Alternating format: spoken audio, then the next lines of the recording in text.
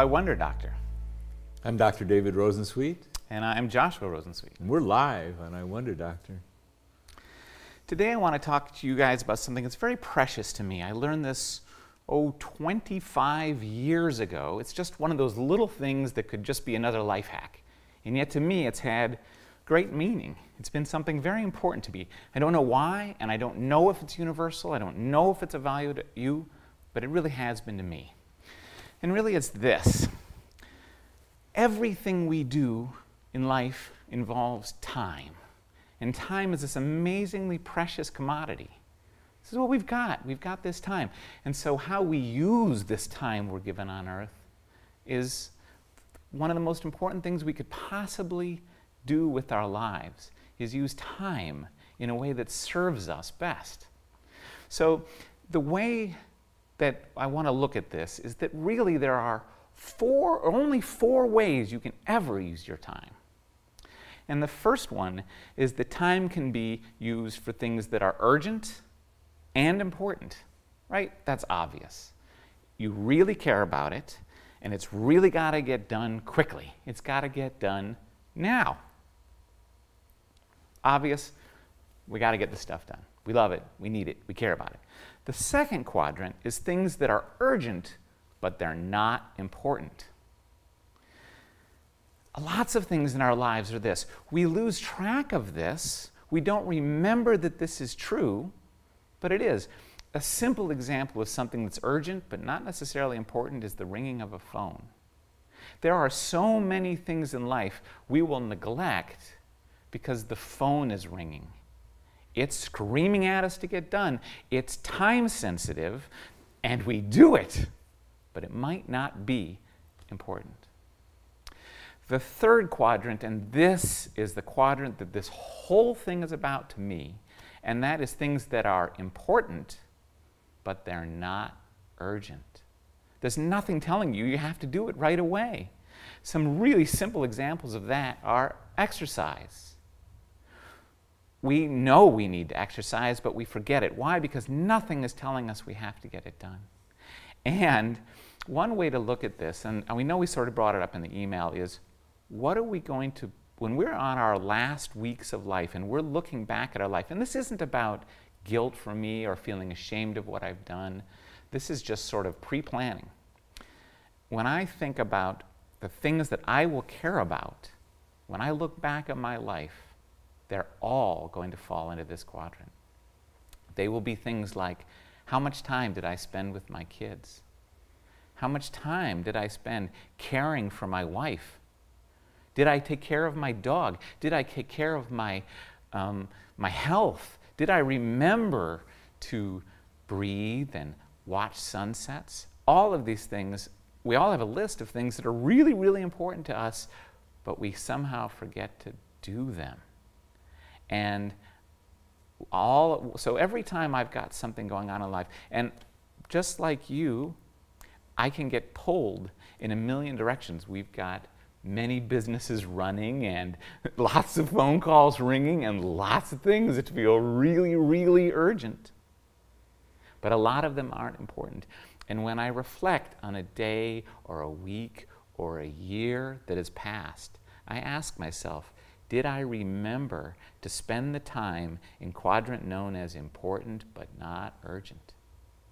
And remembering that I will care more about this than anything else. This is it. Of course, that fourth quadrant exists too, and that's things that are not important and not urgent, right? That's pretty obvious. You know, too much TV falls into this category. Not all TV for me, by the way. Sometimes TV is about sharing and loving and snuggling and laughing, but some of it falls into that category.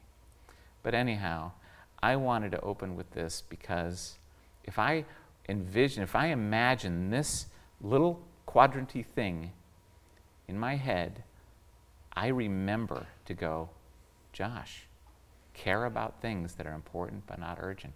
Josh, remember to do those things more. And it sounds theoretical. Yeah. And it isn't theoretical because there's something very real about this life. And for example, I've been driven at times in my life by, well, my relationship is solid. Yeah. I'm going to pay attention to business, and I could be worried about it, and worried about this patient, and worried about this aspect of keeping the office going and the cash flow, and I could get lost in work, and all the time I could tell myself, which I have done, well, I mean, I've got to provide for the safety of my family. Yeah. And neglect the moment to moment, and come home late, and come home exhausted. And there's been times when I've gone, look at this. I gave the time of my day when I had the most energy and the most vitality to other people other than my wife, my family, my kids. And these things, you don't get to reel them back in. These mistakes, they do add up. I've loved your analogy of the bank account. You neglect someone that loves you once, you've got a full bank account, they love you. It's a little withdrawal. But it's a little withdrawal. It bothers them in the moment, but they're resilient and strong, and they care about you. And then let's multiply that by 50 times or 1,000 times, because over the course of several years, you can neglect someone and not hold them as the most important thing in your life. I mean, many people out there, what was the most important thing in your life? When you connected sacredly and felt love. It's the most important thing in your life. There's nothing like that. And you can think, well, that's solid. I'll just, now I'll focus my attention on my creativity and my business.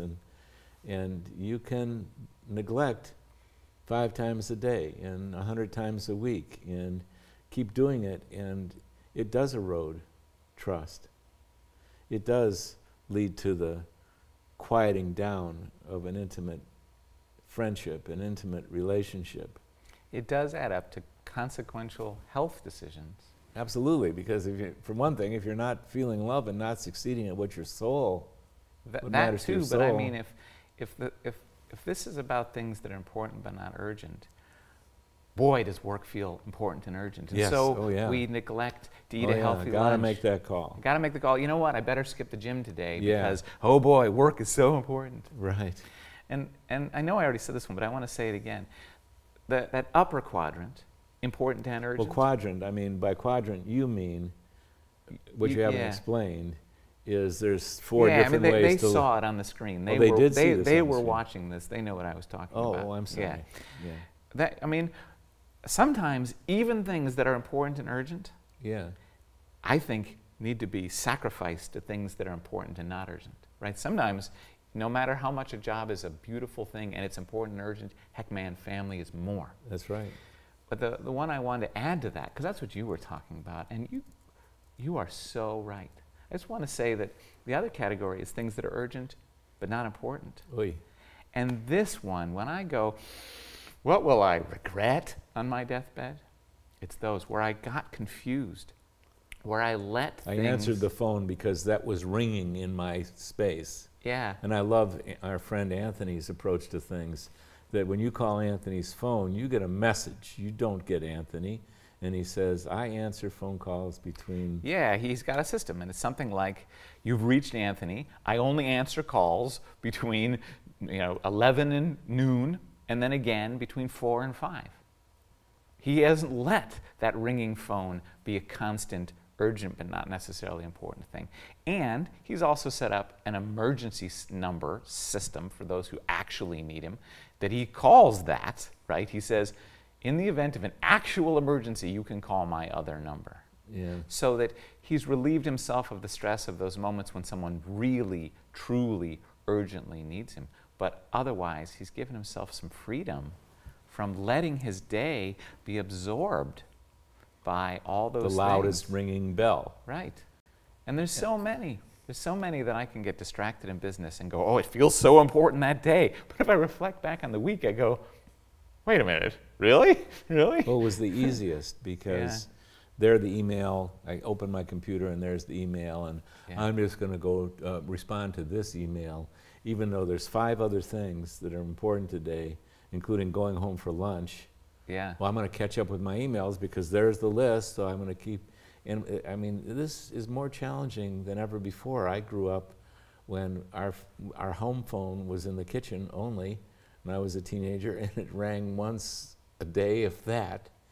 No one was connected. There were no cell phones. You go outside, you're done. You have no connection with the outside world, and now everyone is plugged in, including myself.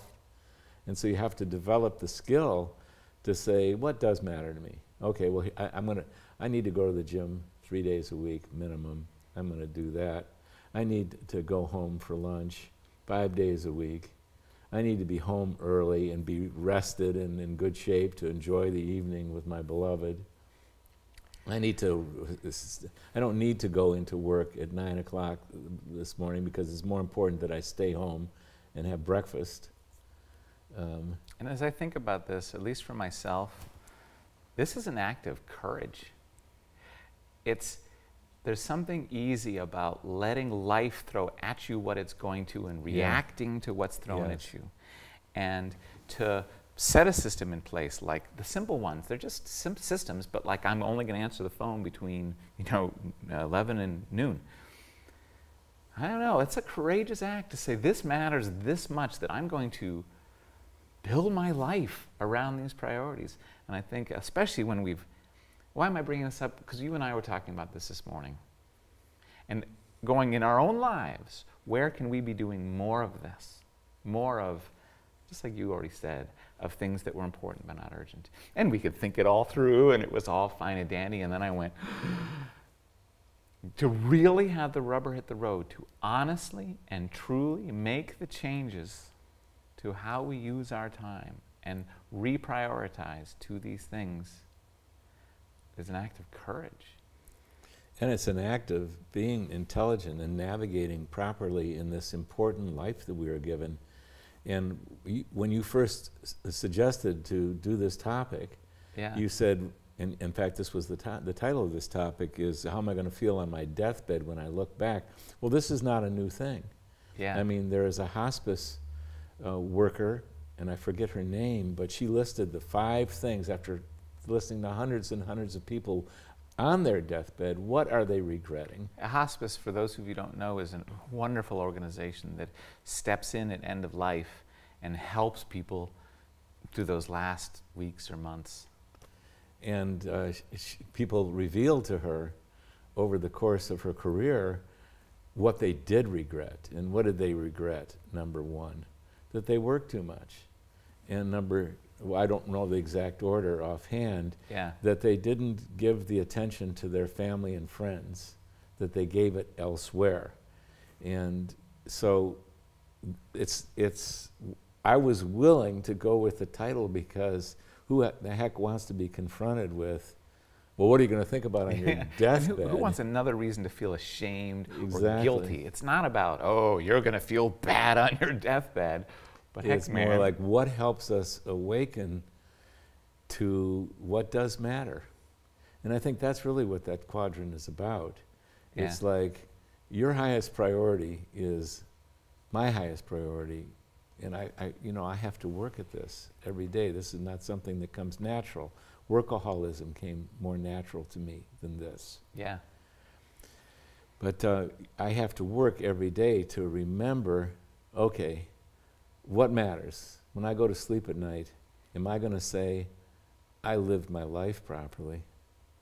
There's one more thing I want to add. When we set out to do this project, I wonder, Doctor, our first objective was to create useful pieces of medical information that people could implement in their own lives.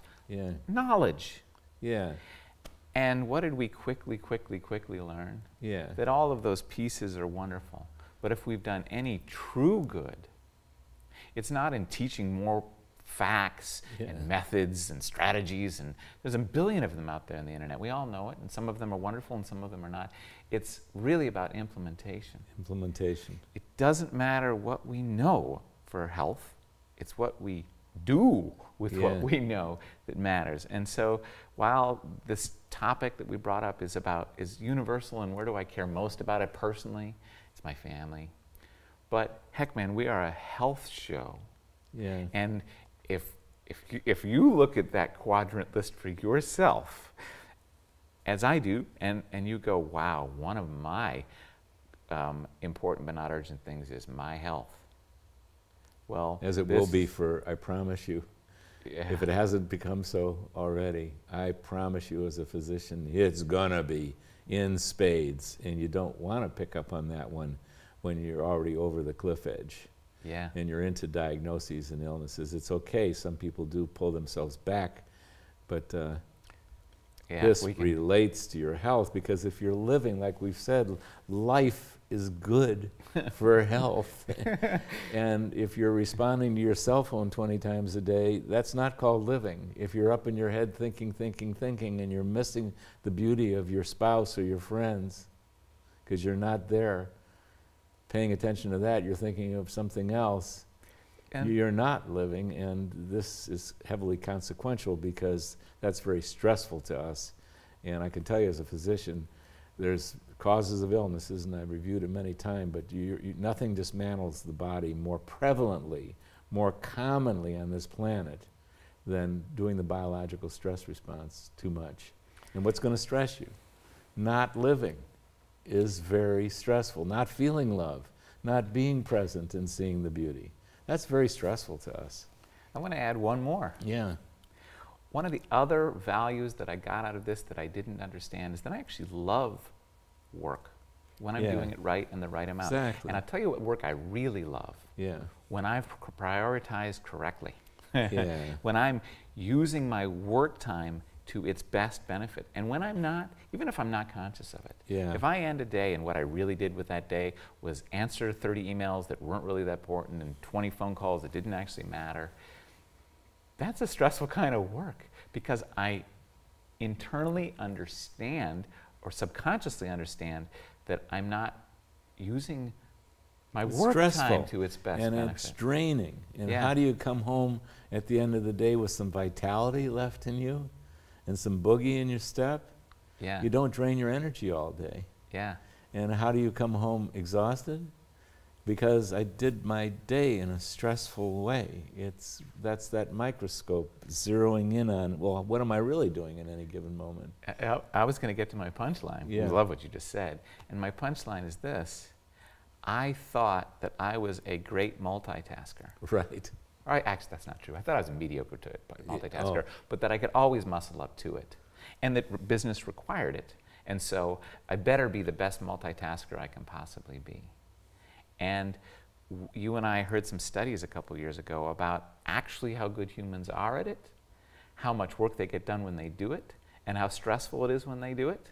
And the answer to those questions is they're not as good as they think they are. Multitasking is a myth. Yeah, and it's stressful. Very inefficient. The brain doesn't operate that way. It has to go through too many machinations, which is exhausting to the brain. Talk about metabolism and energy. This is where so much of it is taking place, and you can strain your brain. So where does the rubber hit the road? All over the place, and we've just opened up huge territories. But heck, there it is. If we want more time spent for important but not urgent things, we've got to assess how we use our time and make some conscious choices around it. And ask yourself, when you're looking back on the wholeness of your life, or even on your day, which is a good practice to do, at the end of your day before you go to sleep, am I living my dream? Did I pay attention to what mattered? Did I pause, and not as a ritual, but as something I treasure, absolutely pause to experience my granddaughter, or my beloved Kim, or you? Did I sit and enjoy them and be with them? Am I doing what my soul wants, what their soul wants? Was I gentle enough with my mind to give it the amount of tasks in any given moment that it wanted to do, so that I would be easily capable of showing up for my dog and my kid and all those wonderful things? I mean, we can do it. I can muscle up. If I do... Of course, it's not genuine, and then everybody feels that. Right. Oh, Dad's paying attention to me now. Dad's smiling. He's certainly smiling. Or Kim has said to me so many times so correctly that you know, you're still working, you're home, but you're still, your brain is still somewhere else in your mind and your attention, and you're exhausted. You know, we're in such sweet territory for me. I care so much about it. I could go on for a very long time, Yeah.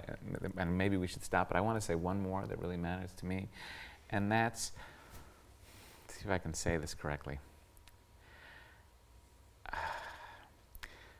Let's see, I lost it. I'm sorry to say. When I reach my deathbed and I'm broke, Yeah. and I've failed as a businessman, Yeah.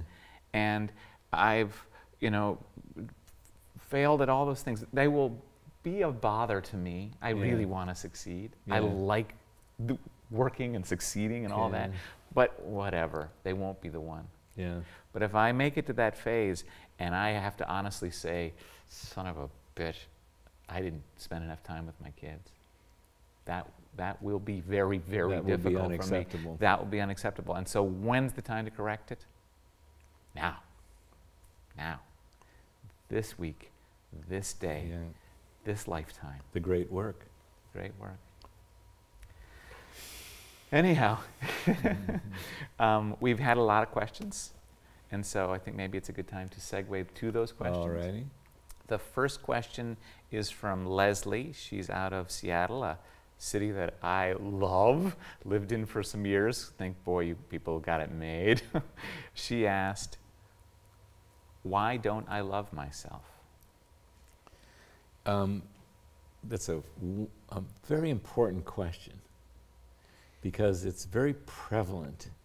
And what Leslie is doing is admitting it to herself and out loud, and so I have a lot of respect for that. These are the kind of questions that precede the healing of the discomfort that's beneath that question.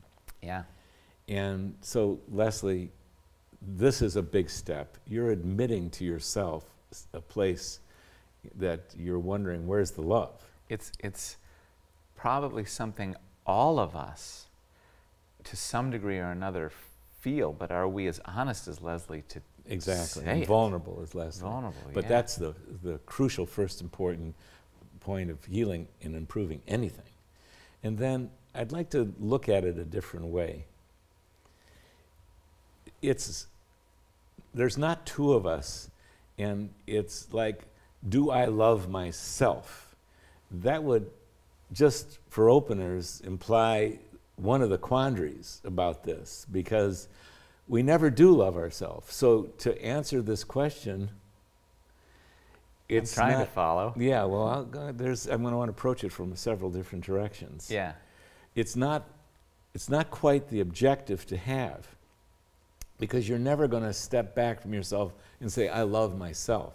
I'm going to say that there's other things going on that are just beneath that question. So here's one of the things that's beneath that question. You may not like in any given moment what you're feeling. And you could be feeling uncomfortable emotions, for example, in any given moment. And one of the more prevalent injuries that have human beings that we're still, each individual, more or less trying to work our way out of, is the feeling like there's something wrong with me. Psychologists know this very well. They've described it brilliantly as a concept. But when you're actually feeling shame, because that's what shame is, it's that hidden, that reclusive feeling that there's really something wrong with me. And I think part of that question of why don't I love myself is, from time to time, maybe 1% of your day, maybe 90% of your day, it varies. These kind of things wax and wane. You've come into contact with that feeling like something's wrong with me. And so that's one major place to try and identify is it really that I don't love myself as a concept, or in the moment am I feeling like there's something wrong with me?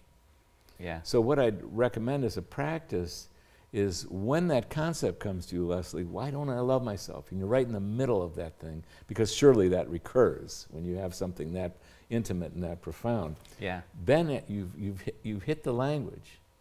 Now ask yourself, What am I feeling when I don't love myself?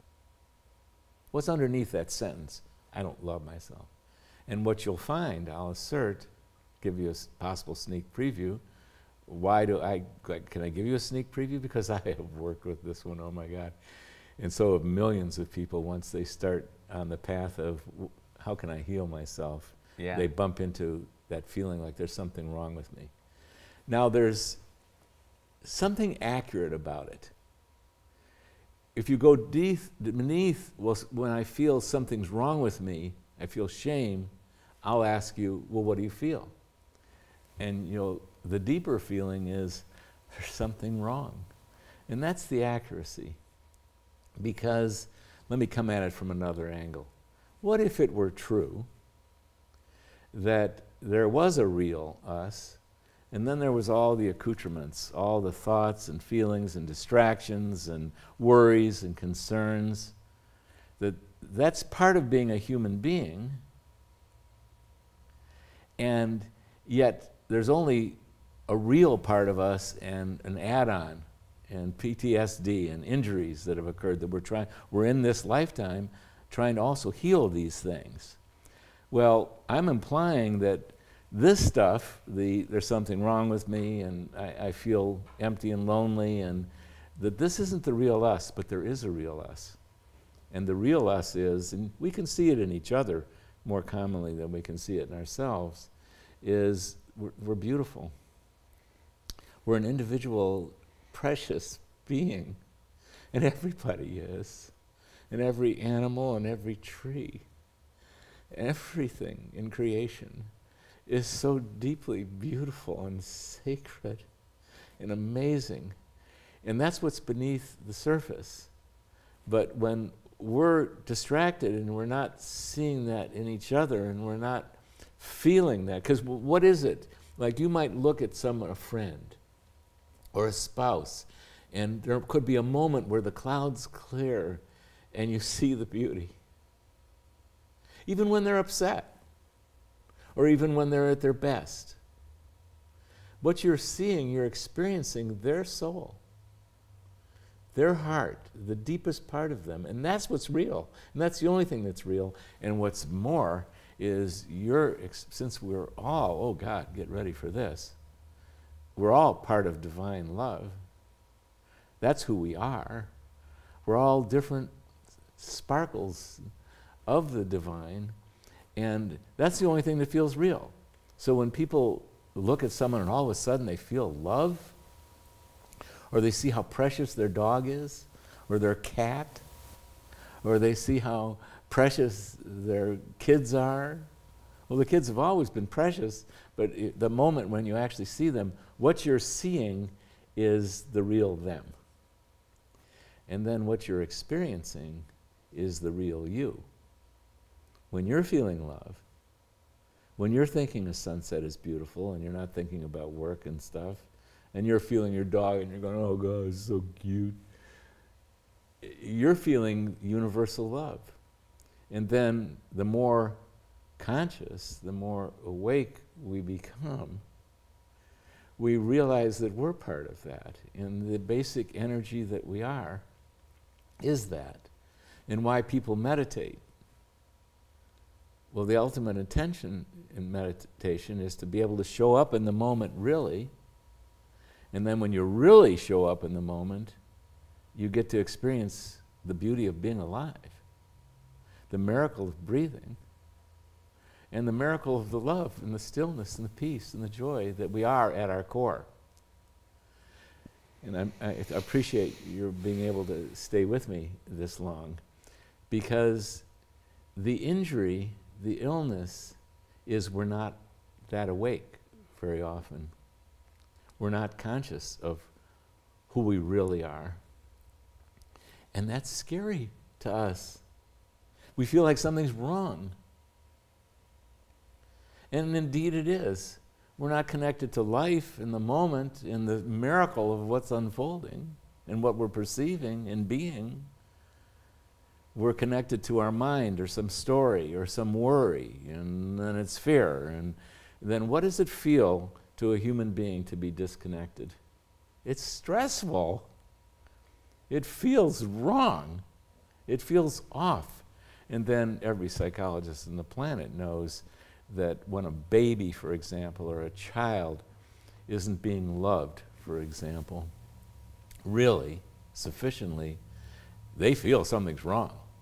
Their expectation as a baby or as a child is they're going to be loved by their parents. And that's their natural state. And then when they're not, they feel like something's wrong. But what does a child do? It feels like there's something wrong with me.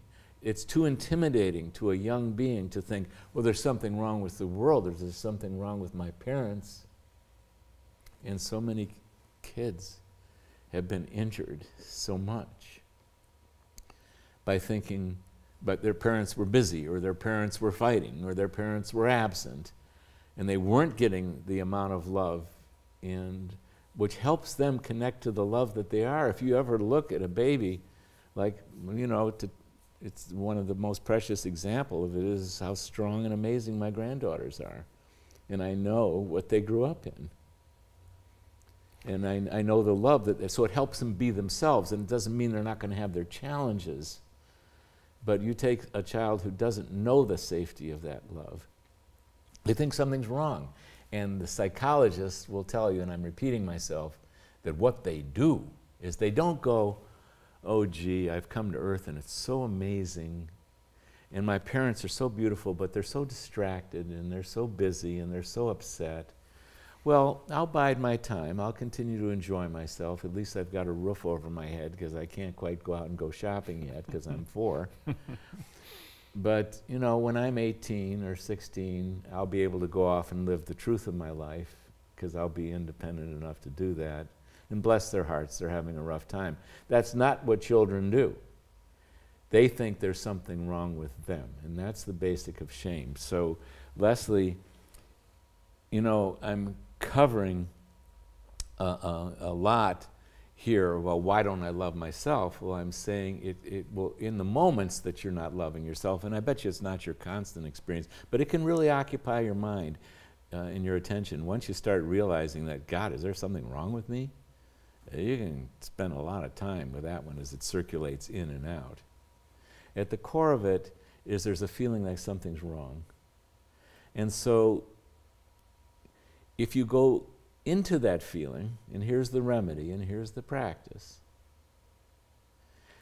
you give that hurt, lonely person called Leslie, who feels like there's something wrong with me, I don't love myself, I don't even like myself, in fact, I hate myself, that being is hurting. That Leslie in that moment is hurting. So you have to give Leslie what she needs. And what she needs is unconditional love.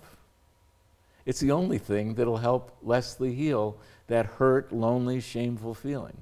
Well, let me get more practical about unconditional love. I don't want to go just say, oh, go out and love yourself. Right. I want to give you the practice. You've got to do what I'm going to give it to you in a metaphor first, that I've given it to you before. If into this room right now, a 4-year-old child were to run in screaming at the top of their lungs, there's 2 things we could do, 2 choices, basically. We could say, stop, we're on a set here, and we're doing this program, and you go into another room, and when you're done with all that crap, you get rid of that fear. You can't grow up to adulthood and be that upset and be that. You got to control yourself. Go into it. Someone carry that child off. That's option number 1. Yeah. Here's option number 2. Come here, sweetheart. We were doing the show, but obviously you're here and you're crying and you're upset. Come sit in my lap. It's okay to be upset. I'm just going to hold you, and you're feeling, it looks like you're feeling fear, but it's okay. We all came to earth with fear. Or maybe you're feeling shame, like in Leslie's example. You come and sit here, and I'm going to go silent, and you just cry. You continue screaming. I'm just going to hold you. Whereas actually was in practice for me with my children when they were that age. Yeah. I didn't need to say Right. anything. Exactly. All they wanted was me to actually be present with them, Yeah. hold them, Right. let them cry. Exactly. Well, part of the paradox or the miracle of life on earth is we can get that from our parents, but our true work is to ultimately give that to ourself. So in a sense, we come to do the thing that our own self that's hurting. Beneath why I don't love myself is I don't love myself, I don't like myself, and I feel like there's something wrong with me. And those are the words, it's the feeling. So what do? You become the giver of unconditional love, and here's what it takes, just like you said, silence and acceptance. You don't tell your child to stop crying. And Leslie, you don't tell yourself to stop feeling bad. You say, I am accepting myself now for exactly what's going on in myself right now. And you breathe and you feel and you feel and you feel the shame. And if you do that, you are experiencing the truth, you're living in the truth, and you're giving your own being what it needs. It needs acceptance. It needs unconditional love. And it's not some ethereal concept. The unconditional love that it needs in that moment is acceptance. And the acceptance is you are conscious of the shame and you breathe and feel it. And I'll send you a written guarantee that if you develop that skill, and when it's appropriate, and you won't do it perfectly, you keep learning to allow what's going on you. You're learning acceptance. It's okay, it's a miracle to make it to where you say, I don't love myself. Because then that opens the doorway to the next step. And without that recognition, you don't get to go to the next step. With that recognition, when the shame really starts vibrating in there, and you can be at work, you can get so good at this that you can do it anywhere. On the car ride to work, on the bus to work, when you're in the middle of a business meeting, and you go, oh my God, here it comes. You don't have to tell anybody about it. It's not going to help to tell anybody about it. All you have to do is do the same practice. Oh, here's the shame. And you stay conscious of it. You're telling yourself the truth. The truth will set you free. Oh my God, it will. And part of the truth is, and this is where the practice comes in, is you allow the feeling to be exactly what it is. You allow the shame to be exactly what it is, and you breathe and feel that shame. And I'll send you a written guarantee that you keep doing that, and you're going to discover what it is to heal. And you're going to feel it. And if you don't have any agenda, like I've got to get over the shame, or I've got to heal the shame, or you got to let go of that kind of stuff, that's not unconditional love. Unconditional love is I recognize the truth of what I feel and I breathe and feel it. And what you'll find is it's just hurt energy. It isn't anything more than what it actually feels like to feel separate from the truth of who you are. You don't feel your own soul. You're not feeling your own heart. You're not feeling the reality of your connection to all of life. So, you know, it's a lot and it's not. It's one of the things we're here on earth to do. And if you do that, what does it open the doorway? You learn unconditional love of yourself, because that's what you're doing when you're accepting yourself. All of a sudden, you become a safer person for everybody, because you're not intimidated by their fear or their shame. So they feel safe in your presence. So it's the doorway to friendship, it's the doorway to love of others, it's the doorway to being present. So this is the big topic. This is what I Wonder Doctor is about. I was just sitting here going, we sat down with a long agenda of questions, and this objective to be quick, get right to them. Oh, yes. Sorry. And I'm going, I don't know what it's like to be on the other side of these cameras. Right. I know this side. I Yeah. know what it feels like to sit next to you. Yeah. And may it be of value to people. It sure is to me. I love sharing these moments with you. So that's it for this week. For this segment. For this segment, you know, we'll to be back continued at 2 o'clock. In our emotional segment. Yeah, not our medical our life segment. Emotional, this is our medical segment.